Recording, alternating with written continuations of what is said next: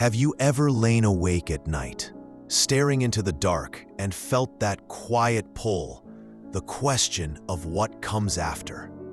Does the curtain fall, or does the play go on? These are the riddles that have danced through human minds since we first looked up at the stars.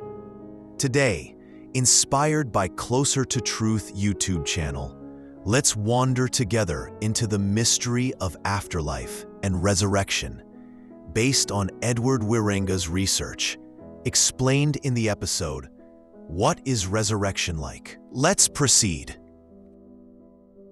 There's something in us, isn't there? A hope, a whisper that says life doesn't just end. It's not about proof. It's deeper than that. A feeling carved into our bones across cultures and centuries. But when religions like Christianity and Islam speak of what's next, the words swirl like leaves in the wind. Afterlife, resurrection, salvation, heaven, hell. They blur together, don't they? So let's pause and breathe. What do these words mean? What's the difference between an afterlife and a resurrection?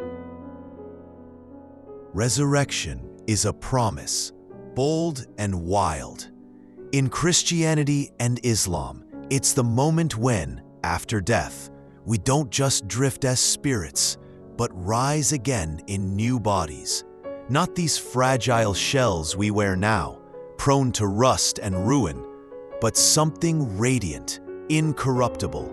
The Apostle Paul called it a seed blooming into a plant. Our current selves, flawed and fleeting, sprouting into something eternal.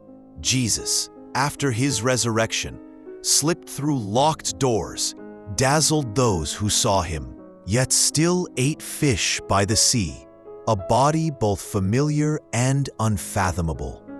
Doesn't that stir your imagination? But hold on, resurrection isn't the afterlife. The afterlife is what happens first, the moment your breath stops. Some say our souls linger, awake and aware. Others imagine a gentle sleep, a pause until the great awakening. It's the intermission before the final act. And that final act?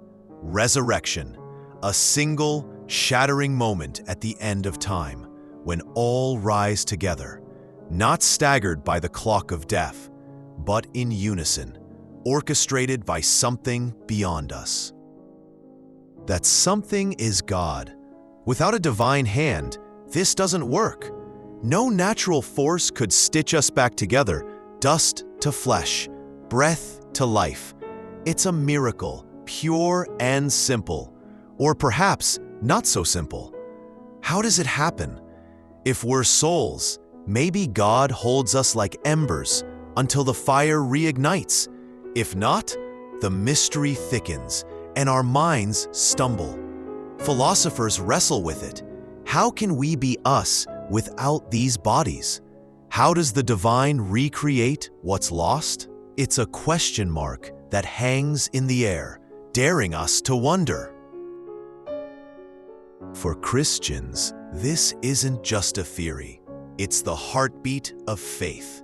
I believe in the resurrection of the body. The old creed sings, a promise of life everlasting.